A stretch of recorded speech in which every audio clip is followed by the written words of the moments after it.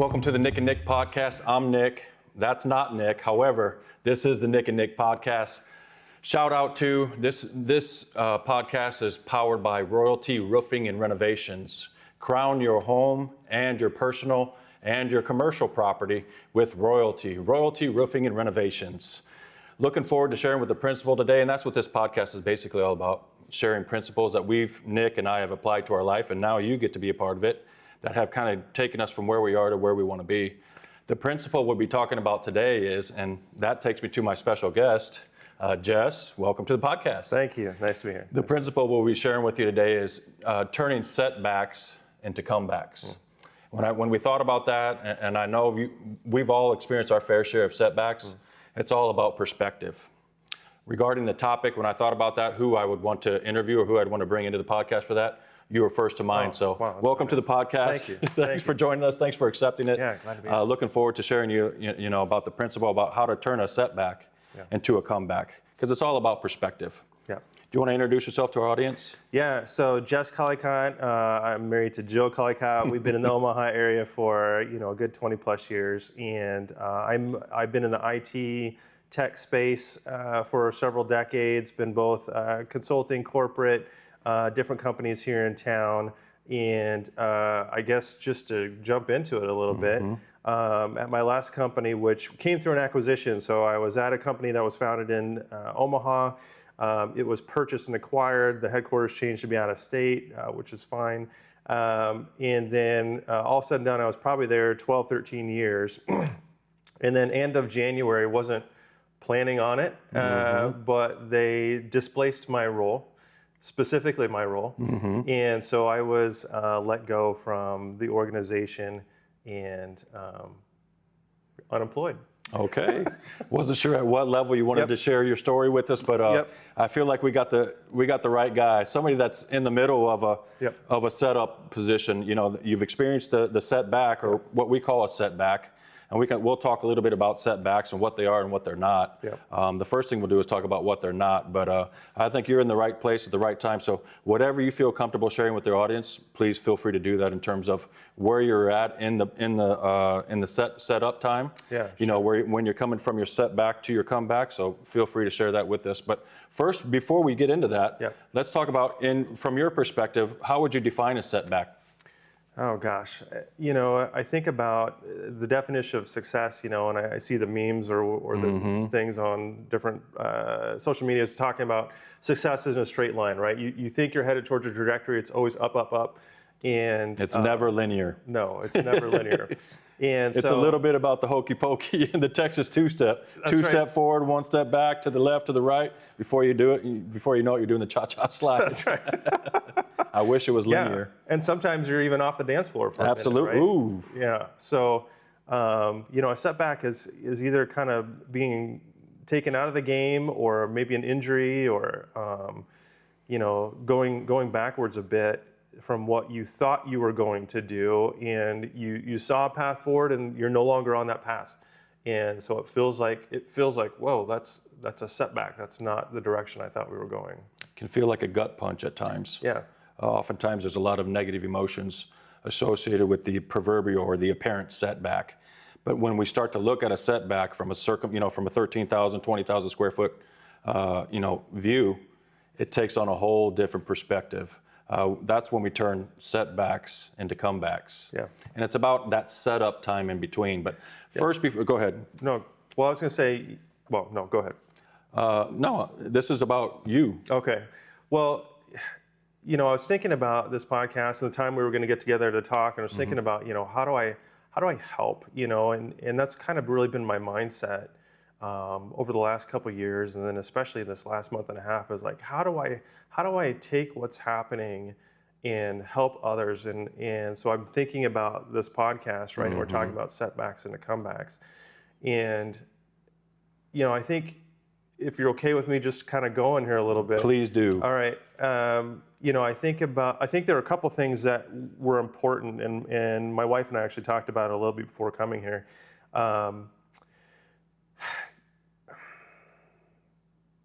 This is going to sound strange, and I don't want to. losing a job is hard, and it is hard for your family to process. It can be hard financially. It can be hard emotionally. You know, you can take a hit to your ego, right? Obviously, hey, I was let go. What ego? What does that mean? Yeah. And so I don't want to displace. I don't want to downplay any of that. Sure. I will say that, and this is going to sound weird, and I understand that, but getting let go from my employer is honestly the best thing that's happened to me. Come on now. In years. You're reading my notes. keep on that. Okay. Talk to us a little bit about that. Expand on that if you would. Yeah. So, you know, I wasn't the way I was. Being careful with my words here.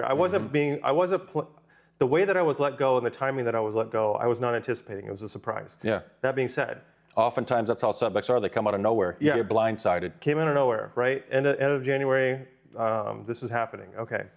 But I will say and I'm very grateful, the amount of positivity and response for help and wanting to help that I've received has been, especially the first couple weeks, literally overwhelming. Absolutely. That's something you wouldn't have had the chance to experience if you weren't in a setback. Yes. You wouldn't even know that these people care for you at this level. Yes. I'm sure you've probably heard from people that you haven't heard from in years. And I've been able to talk to people that I've never been able to talk to, that I've wanted to talk to. And connected with on a different level that you wouldn't have been able to if you hadn't had a setback. Yes. Setbacks are a part of the process. Let's talk about what setbacks are not. Okay. Setbacks are not setups for paybacks. Correct. Talk to us about that. It's not a setup for a payback. We're not in revenge mode. We ain't trying to get back or get under or get at somebody. It's just a setup. Yes. But not for a payback. Yes.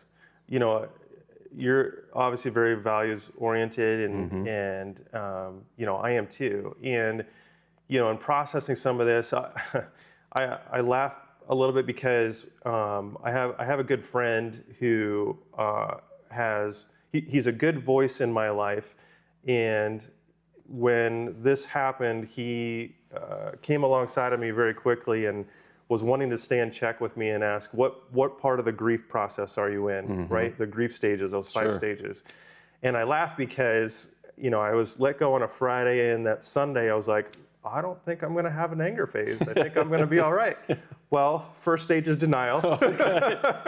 Fell into that one. Check. Yep, check. But you know, I had another good friend who said the only way past some of this is through it. And so hold on. The only way to get past some of those things is to go right through it, right into it.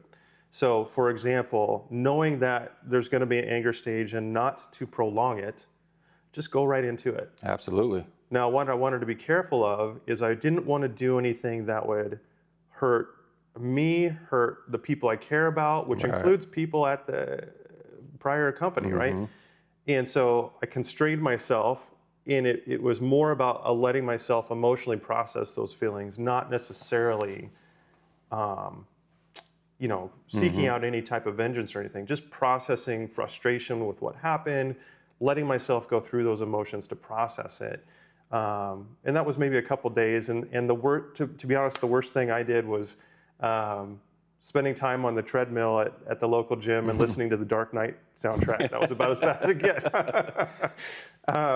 But you know, processing those emotions is important. But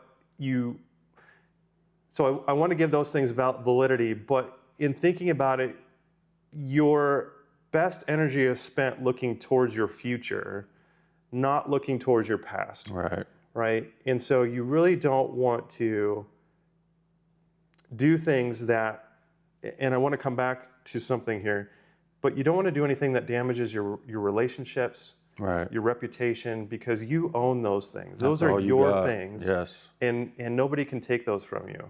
And so you don't want to damage that, and you want to be taking yourself, the people that are with you, who love you, who care about you, you want to take those people and the people who are watching towards the future, towards whatever that future is, not spending energy on woe is me and take out the past. Victim mentality and, vengeance and all that. Yeah, vengeance and revenge. Yeah. So setbacks are not setups for paybacks. No. Setbacks are also, they're not the end all be all. They're simply a means to an end. Yeah. It is really, for me, it's been a time of rediscovery. Absolutely. Reinvent yourself, rediscover yourself. Yes. For me, there's been a time of rediscovering different things about my faith, my relationships with my family. How about the social media you've been doing since you've... The social media thing's interesting, right? I mean, I've been on social media for a while, and it's more, over the years, I saw it modeled, and I quickly adopted it because that fit for me, how to use social media. There are people who think social media is bad, and I get it, right? But it's just a tool, and it's really about how you decide to use it. And I saw it modeled for me years ago. I know the year, 2016, but I saw it modeled for me to use social media to shine a light on others. Right. And I really liked that. And so that's the way I've tried to use my social media is if you go on my LinkedIn feed or my Instagram, it's really me highlighting other people. Now you'll see me in the pictures because I don't know what it'd be like to hey, can I take a picture of you and post it? But I put myself in there too. But I really want to use it to shine a light on other people. And what has been interesting though, it really was, I received so much support. It really, for who I am, was overwhelming. And I just woke up one Saturday and was like, I feel compelled to make a video, which I've never done before. Really? Before this setback? No. Wow. Make a video, tell people thank you, that I appreciate it, and just some thoughts around what is important. And so, I don't know, I just got this kind of wild hair, and I was like, I'm going to go to the gym, which is Iron Heaven. I went to Iron Heaven.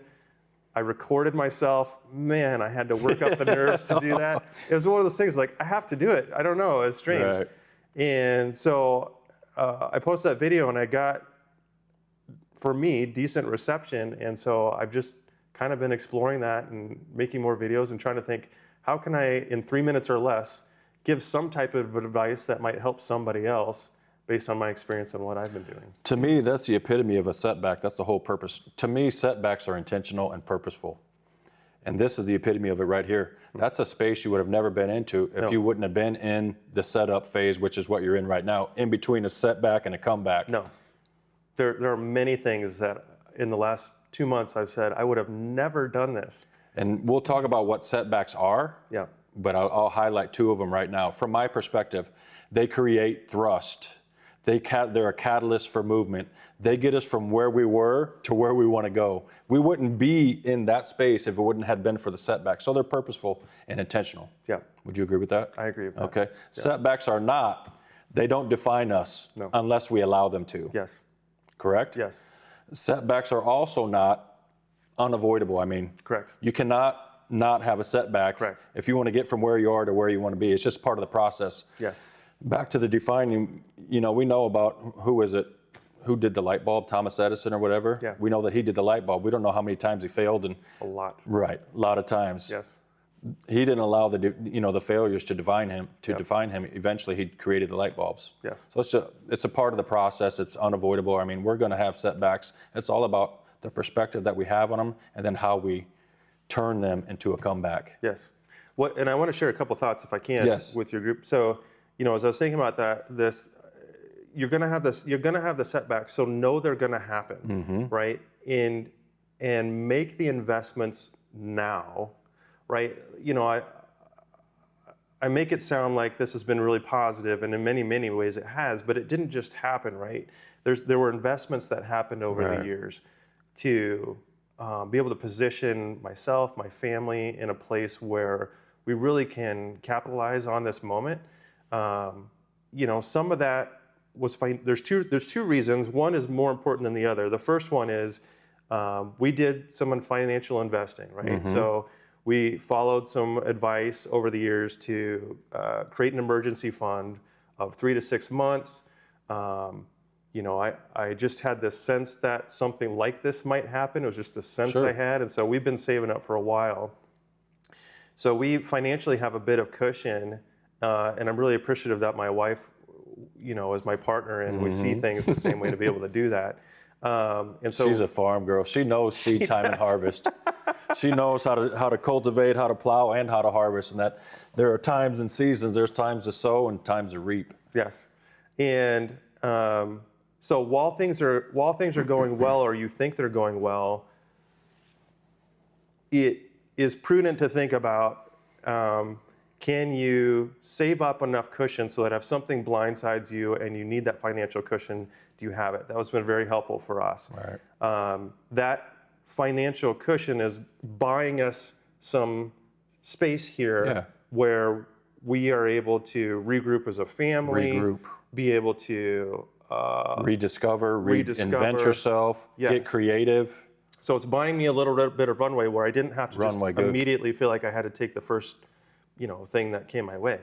And so it buys you that runway, which is important. But more important is you really, and this is if I can emphasize anything, invest in people, invest in the relationships.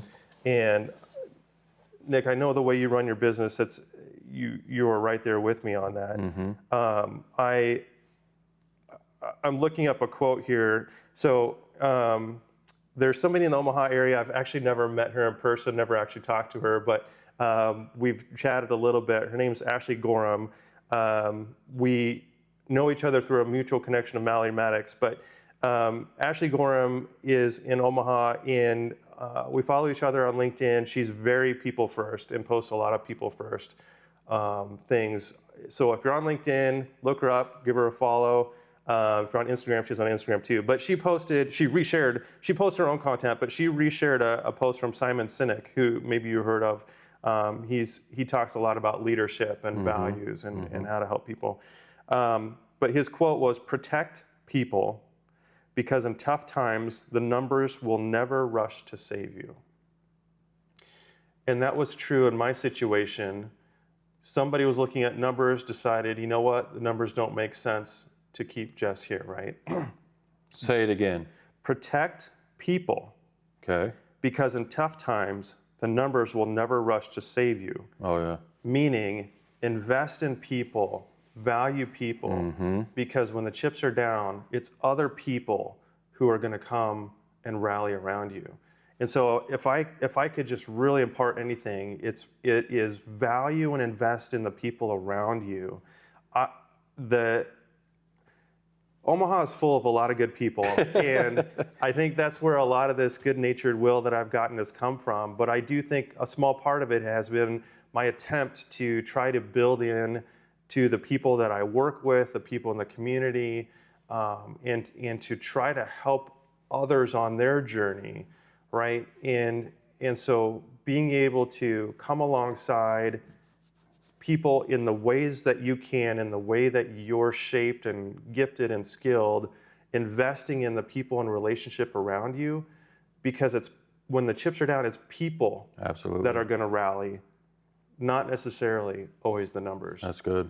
And so I really appreciate, what she shared there. And so I wanted to say that, another thing to think about is sometimes, at least in my world and the corporate world, and I know you're in a different place being a small business, but being in larger companies, I think sometimes there's a little bit of security that comes in mind, and thinking, oh, well, I've achieved this position in the company, and so that guarantees me, certain success and respect and all that. What I would just challenge you with is, you may have earned your way up in climbing a ladder, but if you haven't invested in the people around you, what happens when that ladder gets kicked out? What happens when you get displaced out of that company? You no longer have that position. You no longer have that title, whatever it is. Have you invested in people relationships, a reputation for doing the right thing, for caring, for leading, so that you can carry that forward into whatever that next step is. And that's what you said you were blown away with, right? Was the Yes. response. So what that tells me is you've been planting seeds in people for a long time. That's been something I've been trying to do. Yeah, intentionally. Yes. Not knowing when it was going to be time to harvest. Yeah. Didn't know there would be a harvest. Right. Yeah. And that wasn't the purpose of the planting. No. That's good. Yeah. So what setbacks are not, they're not unique to me. Anybody that's ever done anything with any level of success that's been sustainable has had to go through a number of setbacks. So they're not unique to us. It's just a part of the process. Yeah. Also, I think it's important to understand that setbacks are not permanent. Yes. Unless we allow them to be. Right. You know, they're just temporary. They're for a season of life. They're for a time and a season. They're not permanent. And it's on the hindsight of it, you know, it's easy to say that now when we're on the backside of it. But when you're in it, it's like, woe is me. Yeah. The victim mentality that you talked about. Yeah. This looks like doomsday for me. This could be who I am. Is this who I am? Oh yeah. It's funny you say that, because a lot of that's a trap that I've fallen into mentally over the years, right? And thinking, oh my gosh, actually losing my job has been a fear of mine. I've never lost my job prior to this, right? And so it was always a fear that I was running away from. Is, gosh, what if I lose my job, right? And I'll never be able to recover from that. Again, little did I know it'd be one of the best things that's happened to me in a long time. But you know, what's become clear to me is you have to trust that if you're investing in the right things, good will come about. Eventually. Maybe not immediately, and you may go through hard seasons, and I've been through hard seasons. I've been through years where I'm questioning, am I even on the right path, right? But I think in those seasons where life is hard, you get refined, where you start to decide who you want to be, what values you want to embody, in choosing through the hardship, who am I going to be and what am I going to be known for? And you can choose the path of victimhood, and you can choose the path of woe is me and nothing ever goes right. And that you have the freedom to do that. But what comes of that? There's nothing that comes of that. That's just kind of a pit, right? And so if you can learn to set yourself and resolve who you're going to be, the values you're going to live by through hard situations, through stressful situations, that will only propel you that much further when the times shift and turn good. You are now a stronger person, a more resolved person, and more of your higher self that you want to be when times are now shifting back to good. And it was interesting, you know, in our home, Jill's the sports fanatic, you know that. And Creighton won today, by the way. Okay, she watched the game. You did not? Now you know. No offense. But she shared a clip with me, and I can't even tell you where this coach is from, what school she's from. It was a female coach, but she was talking about how she'll intentionally go to watch, she'll intentionally scout, won't tell this player that she's coming, won't tell anybody that she's coming. She'll go watch a game when she knows it's going to be a blowout, because she wants to see, how is that player going to act? How are they going to be with their family? How are they going to be on their team when they know they're going to lose? The coach knows, this coach that's doing the scouting knows this player's team is going to lose. The player probably knows they're going to lose. How do they choose to interact with their team and engage during the game? How do they respond to the loss? Yes. How do they respond to the loss? And she said she has taken and looked at people who have tremendous amount of skill, watched them in that scenario, and said they're not the right fit. Ouch. Yes. And so I felt similar when I saw that too, right? I was like, oh, ouch. But people are watching, and you know, the audience size may be different depending on who you are, right? If you're the president, you've got a different number of people watching you. But, you know, it may be people in your home, it may be your neighbors, it may be your coworkers, friends who are watching you how are you going to handle this? And you get to decide how you're going to show up in times when it feels like or looks like to other people, you might lose this game. Because the truth is, it's just one game, and there'll be more games to come, and you're going to win future games. It's not permanent. Setbacks are not permanent. They're temporary. Right. Can have another opportunity. Yes. So now we've talked about setbacks are not. They're not this. They're not setups for paybacks. They're not, they don't define us. They're not permanent. Let's talk about what setbacks are. Okay. I'll tell you what it is from my perspective. Okay. They are apparent bad things that happen to good people doing the right thing at the right place in the right time. They can be apparently, these bad experiences or these bad things that happen to the right. I could be doing the right thing like we do with the right people at the right time in the right place, and still a setback can happen to me. Yes. Talk to me about that. Oh, gosh. Yeah, I mean, I think... Are they bad things? Negative experiences is... Yes, you can say yes. Yes. I mean, again, I don't want to make this all sound positive when it's not, right? I mean, setbacks can be really hard. They can be really painful, and there can be anger, there can be tears, there can be financial hurt and ruin. There can be other things that happen that really are hard. And so I don't want to... belittle. I don't want to overlook that, right? But what I found is you have to look for and find the good. Right? And sometimes the good will find you, right? Sometimes it'll find you.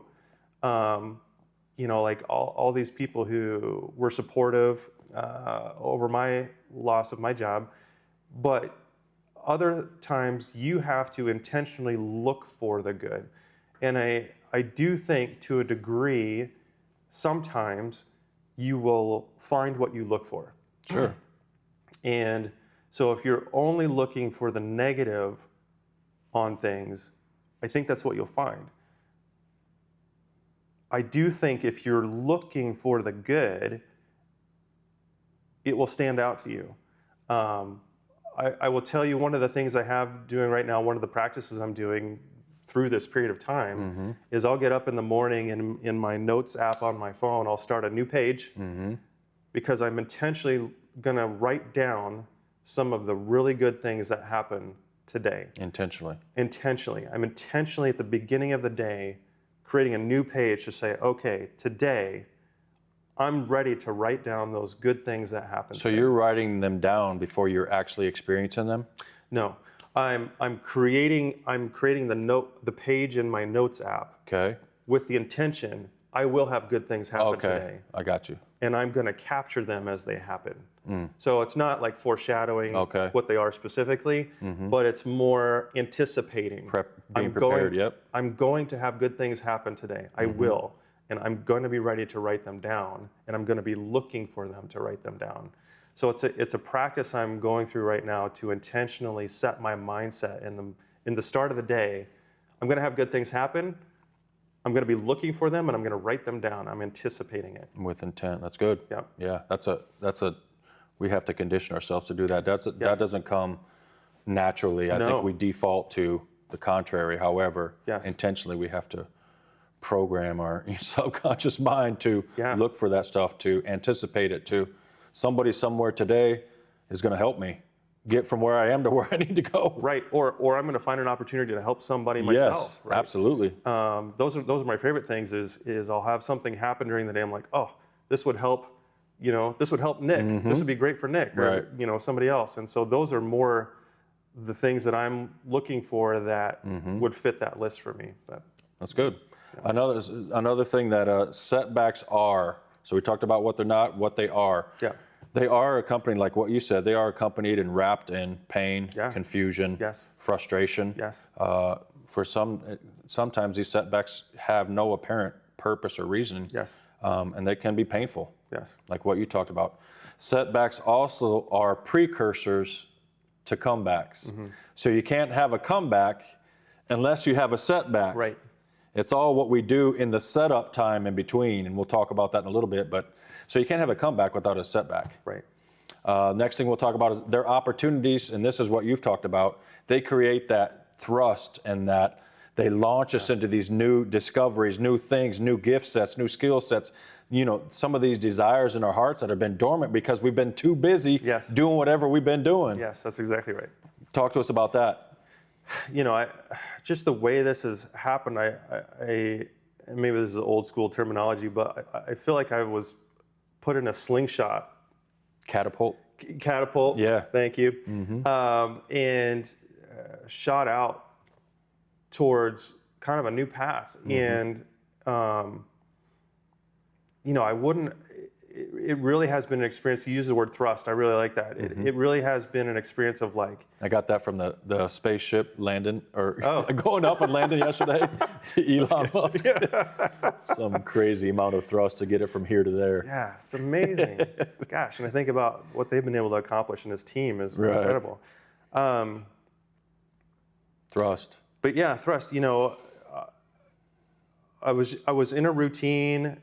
You know, and there were things that I was very passionate about, and absolutely people I was serving and caring about, but kind of in this on this track, right? In this just to say it like a wagon wheel, in this rut, right? And having this setback really took me out of that track, took me out of that rut, and thrust me onto a new track. And I'm still discovering what that looks like. Sure. But, you know, I'm getting more clarity every day, and it has accelerated so much of just reconnecting with my family. I mean, gosh, I think about my kids, you know, they're going to have watched their dad lose his job for the first time. They got to watch the interactions between their mom and their dad and see that they didn't fall apart. Right. And they had confidence, and they had stability, and they had optimism and belief. It goes back to what you were talking about with the coach showing up. You know our kids are watching. Yes. How we respond Yes. to a setback. Yes. How are we going to respond to it? Are we going to crumble? Are we going to fold? Are we going to pout? Are we going to crawl in the corner and be afraid? Yes. No, we ain't going to do that. Yes. And what I have been so thankful for as their dad is seeing that mirrored in them. Sure. Right? My wife and I were confident. We were optimistic. We believed that, and we still believe that things are going to work out well, better. And I'm seeing that in them. They're living their lives with confidence, more confidence, I would say, actually, than when I was going through some stressful times. And they are, I'm just really happy for those seeds that got planted in them because of how I chose, and I am choosing to go through this experience in this time. So sure. I'm grateful. That's awesome. Another thing that setbacks is they make the comeback that much more fulfilling, that much more inspiring, that much more. I mean, who doesn't like Rocky? Yes. I mean, when he's losing the first 9 rounds or whatever, who doesn't like a comeback story? Yep. Who doesn't like to hear somebody where they came from to where they are in that process that they had to go to get there? I mean, we got Rocky 1, 2, 3, 4, 5, 6 now. One of the best movies, and one of the things about that's just the Rocky movie in itself, but what Sylvester Stallone had to get to, I think I actually looked at this, I chat GPT'd it, 1,500 no's or setbacks to get to Rocky 1, 2, 3, 4, 5. I didn't know that. That's amazing. It was some incredible number, however. Wow. But setbacks make comebacks that much more inspiring and fulfilling. Yeah. Rocky's a perfect example of that. Yeah. Would you agree? I agree. I think that's awesome. And, you know,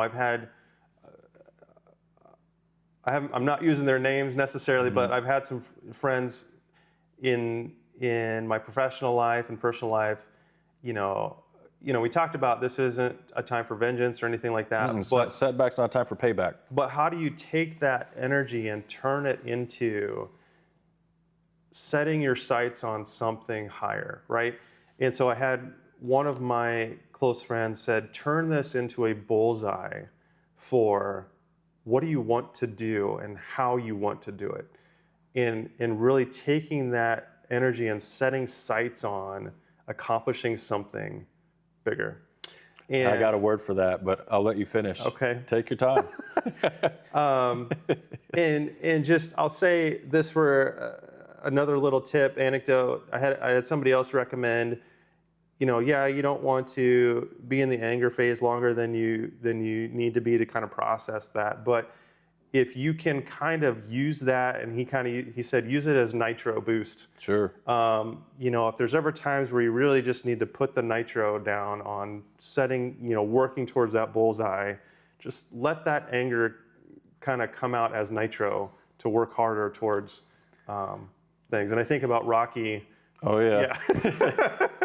The term for that is, it's a conjunction. Okay. It's actually two words put together. Okay. The term is called passionate. Okay. You're pissed off and passionate enough to do something about it. I like it. To get out of whatever happened to you, Yes. and to launch yourself into the next phase or season of my life. Yes. It's passionate. Okay. There's nothing like being pissed off enough Yeah. to thrust you into your purpose. Yes. Does that explain? So it ain't about paybacks. Yes. It's about using that frustration, that confusion as fuel to launch you into where you're supposed to go. Yes. I think for me, it's about, are there aspects of this that I can take and say, well, what if I could influence this type of situation in the future differently? Sure. And I'll just say, I like your word. Have you heard that one before? No, never heard that word.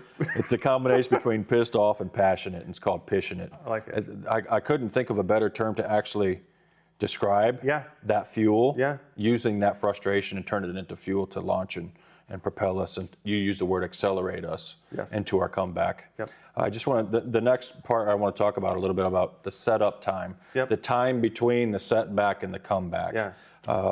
That can be a tough time for people. I mean, it's a great time. I mean, you said you've had some time to go through that setup time. Talk to us a little bit about what you're doing to help maximize that gap of space and time between the setback and the comeback. You've already mentioned about, redefining yourself, rediscovering yourself. How do you do that? Well, everybody's different, and everybody has different ways that they're kind of wired and what feeds their energy. For me, I'm going through this motion that I've never had an experience like this before, where I've had, my wife's like, you've gone to work every day, 8 to 5, except for a vacation. It's new to you. This is new. Let me find somebody who this is not new to. Yeah. And that's what you've done, I think, through your connections, or at least that's what you're portraying through social media, is that you've made all these connections with the people that are on your team and on your support team, or your squad, or whatever you want to call them. Yeah. So for me, it's been a lot. It's been a combination of things. It's been working out to get myself physically, which helps you mentally, and I know you know that. But the core of it for me really has been connecting with really as many people as I can in my network, to be able to get perspective from them, to be able to get support from them. But then also, honestly, I try to go in with the mindset, how am I going to help this person? And how am I going to do something to move them forward, whether it's the experience I'm having now or my experience from the past. And so being able to build these connections, and one of the things that's been very fulfilling for me is, now having been let go or displaced, is being able to have a whole new perspective of how I might be able to help people who have lost their jobs, right? And I've talked to several people just in the last month and a half who have been laid off and lost their jobs, and being able to come to them with advice and how to get through this stage, offer support, offer resources. I guess what I would say is, for me, it's been about finding purpose in this setup time. In this setup time. Yeah. And so it's both intentionally, and I have to be intentional about this, pouring back into myself, letting my cup get filled back up, right? And figuring out what that looks like for me in this different rhythm of life that I've never been in. But then also for me, purpose is helping others. That's just kind of how I'm wired. And so I am filling my cup up in specific ways, but then connecting with others, having conversations. I've been so grateful for so many people who've offered me advice or encouragement or thoughts or opportunities, and then to be able to, I can only take so much of that, honestly, before I have to turn it back. I have to turn it back out. I can't internalize it. And so it's a moment of, how do I find purpose and meaning in this season, and what do I do with that, and how do I turn that into ways to help others so that I can help somebody else and I feel like there's purpose and meaning to the season I'm in. Right. One of the ideas that I've used over the years is, when I'm in the gap or in that time and space in between a comeback and a setback and a comeback, it goes something like this. And I think you were talking about filling your cup. Yeah. It goes prep time, prime time, play time. Prep time, prime time, play time. Prime time and play time are coming. I'm in prep time right now. I don't want to drag this thing out any longer so I need to be efficient and effective and in this time and season that I have between my setback and my comeback. So it's all about what I expose myself to, the people, places, and challenges in that time, and the experiences in that gap time, in that prep time. That makes total sense, and it's going to feel like I'm countering you, and I don't intentionally mean to do that, because I hear fully what you're saying, and that makes sense, and it's logical and rational. I think for me, I needed a little bit of time to decompress. I was coming into this season feeling fairly compressed, and which would be common in a lot of setback situations, right? Yeah, and so I kind of go back to some of those investments I made, being able to afford a little bit of runway. I've been able to take slices of that play time and put it in the prep time to be able to decompress, fill my cup. Absolutely. And so get back to center, get back to true north, get back to... Yes, so that I can find a healthier path. I think for me, and again, this is going to sound like this is, I haven't thought of it that way. This is actually good to integrate a degree, a measure, a portion of playtime into your prep time. Yes. It's not to say, well, I'm just going to get distracted and I'm not going to be purposeful about, moving myself, my family forward. That's not what I'm saying. But we've intentionally added playtime. Yeah. Having meals together, having game night, just hanging out, doing some fun things. Yeah. To like you said, get recentered, get reconnected. The home, for me, the core needs to be good. Home needs to be good. Right. And if I'm coming, for me in this season, from setback to grind, Jess is just as stressed as he was. That's not the type of change I'm looking for. So your prep time could be totally different than my prep time. Sure. My prep time could be, I'm with people every day, all day. I just want to not connect with somebody for a little bit. Yeah. And you know what I mean? Or what? I'm not saying that's what mine is, but it could be totally different scenario. And that's where I go back to. You need to figure out and learn. You need to be a student of. You need to learn how to lead yourself. What? Self-government. Yeah. Yeah. Self-governance, self-leadership. Right. What gives you energy? And finding those opportunities to bring those energy activities in. I'm an introvert too, and so as much as I like spending time with one-on-one, one-on-two, whatever, at the end of the day, I need like an hour just by myself. I need to go lay down somewhere. And so you've got to figure out, and I've got some family members and friends who are different, right? They recharge around people, and alone time is just, that's so boring and draining. So anyways, you need to be a student of yourself. You need to figure out what gives you energy, and you need to make sure you build that in. It can't just always be doing the thing that's hard, doing the thing that's draining. What is hard for somebody else may be what is filling your cup, right? So what fills your cup, other people may see as hard. Right.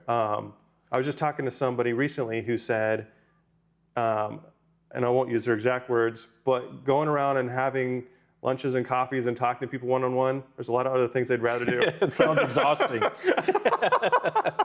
But that fills my cup. And it was an interesting thing where, for me, that's like play. Right. Right? For him, that's like work. Oh my gosh. Right. So you just be a student of yourself and don't be apologetic for learning what you can do that's productive that also fills your cup. Sure. If you can find that, that's amazing. So along those lines, just give me 2 things that you've learned about yourself in this time in between that you didn't know about yourself before you had this setback. Oh gosh. All right, give me one. This wasn't in the prep notes. Give me one. Give me one thing you learned about yourself. You enjoy going to having coffee with people. Yeah, but I already knew that. Social media. Well, doing the videos, that was new. That was a new thing. I think. How about your resolve? How about your mental capacity? How about your capacity, period? Yeah, I mean, there's some, I have to go back a little bit further beyond just the last month and a half, but there are things over the last several months that I learned that was new about myself that I could handle. There were things that I was running from, I was fearing, and I was forced to go through them. And I had I'm glad I went through those hard things because it gave me the opportunity, as much as I didn't want to do it, it gave me the opportunity to, and I love the word, have the resolve to decide what values do I want to live by. If I'm going to go through this hard thing and I can't control that I'm going to go through this hard thing, who do I want to be as I go through it? And can I do it in a way that I still respect myself as I go through these hard things? And the last couple months, I was able to do that. Good. And it felt so good. And it gave me so much more confidence in terms of, I've been fearing these different things and I can be who I want to be going through them. And that doesn't mean perfect. No. But I can be who I've wanted to be in these situations. And I prove that to myself. And that just gives so much more confidence to have that trust between you and yourself that you can do what you want to set out to do. That's awesome. Who doesn't like a comeback story? I do. I love comeback stories. Share with us, give us the cliff notes on what does your comeback story look like as you see it? Yeah. You don't have to give us any details, but I mean. Yeah. I've got a couple things in front of me that I'm really excited about. I will tell you right now, I'm still unemployed, but I'm having some really good conversations, and I'm really excited about where... Not necessarily on what you're going to do, okay, but on who you are, who you've become. Who I've become. In this season of your life. Oh, gosh. I mean, prior to the setback, yeah, you've been in this personal evolution for what, 2 months now? Yeah. Reinventing, redefining, rediscovering yourself. Yeah. What does the comeback Jess look like? I was telling somebody, Jess 3 months ago feels so far away, like in a positive way. I can't even describe it. Jess 3 months ago feels so far away from Jess today. Just, again, all the things I've described, and I won't go through it all again, but I feel so much more optimistic and positive and free now that I've been able to step into something that was a fear for many, many years of, what if I get fired? Right. And to see that it's not the end of the world, and I will recover from it. And I probably will be even better from it. You will be. You are. Yeah, I'm hedging a little bit. And I appreciate that. And to see that and know that really changes the floor for me. The floor has been way lowered, right? The floor, I thought, if I lose my job, that's the end of everything falls apart. Right. Nope, it's not that. And so just having that much more confidence in being able to take risks, being able to think what those risks might be, much more optimistic, much more positive. I am much more every day. It really has multiplied some of those things I've been working on. You know, being able to think about, I feel like everybody's on their own leadership journey. For me, what does it look like to be a leader? What type of leader do I want to be? What type of connector do I want to be? What type of values do I want to have? It's really multiplied and accelerated for me those core things that I've wanted to be. You know, it's really provided that thrust to be more of who I want to be. So. Yeah, that's awesome. Thanks for sharing that. And lastly, what would you say to someone out there or that may be listening or watching they've been stuck in setback mode? A comeback isn't even a blip on their radar. The pain, the frustration, the confusion has been overwhelming. What would you say to somebody that they're just stuck in a setback? Yeah, well, first I would say, and I would say this genuinely, I'm sorry. I'm sorry you've gotten into that setback, and that's hard. I'm really sorry that you're facing that and that you've been dealing with that potentially for years and years and years. If I could say one thing, I would encourage you, connect with others. Find people who've been through what you've been through and be willing to connect with them, share with them. Don't be afraid of sharing your full emotion with those people, right? Don't be afraid of being angry. Don't be afraid of being sad. But find people who are either in that journey themselves right now, in that same place, or have been through it, and talk with them and see how you can support each other, what you can learn from each other, even if it's just sitting down going, man, this feels horrible, but at least we're here together going through that, right? And so letting yourself have that encouragement and support of connecting with people. You don't have to, if you're like us, you don't have to do 50 people at a time. Maybe it's one person, right?